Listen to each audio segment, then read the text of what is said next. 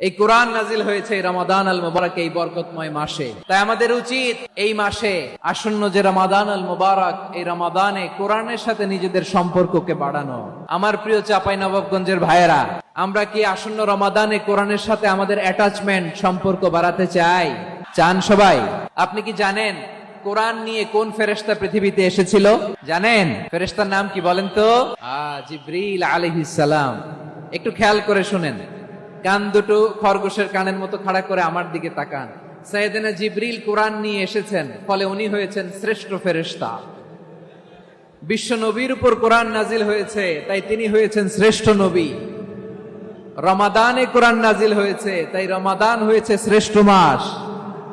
কদরের রাতে কোরআন নাজিল হয়েছে, তাই কদর হয়েছে শ্রেষ্ঠ রাত। আমরাও যদি কোরআনের সাথে সম্পর্ক বাড়াই, আমাদের মর্যাদাও এরকম, আমাদেরকেও শ্রেষ্ঠ মানুষ বানায় দিবে কে? এজন্য কোরআনের সাথে সম্পর্ক বাড়াইতে রাজি আছেন তো? যারাই কোরআনের সাথে সম্পর্ক বাড়ায়, এদের মর্যাদা বাড়ায় দেয় কে? দেখবেন আমাদের হাফেজে কোরআন, তারা ইন্টারন্যাশনাল কোরআন কম্পিটিশনে যে গোটা বিশ্বকে পেছনে ফেলে প্রথম পুরস্কার নিয়ে আসে।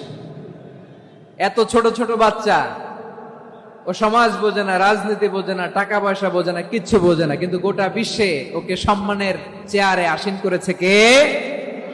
এই কোরআনের সাথে লাগলে আল্লাহ তাআলা সম্মান বাড়িয়ে দেয়। আমার প্রিয় ভাইয়ের, আসুন শুরুতেই শপথ নেই যে আসন্ন রমাদানে আমরা কোরআনের সাথে নিজেদের সম্পর্ককে মজবুত করব ইনশাআল্লাহ। সবাই বলুন ইনশাআল্লাহ।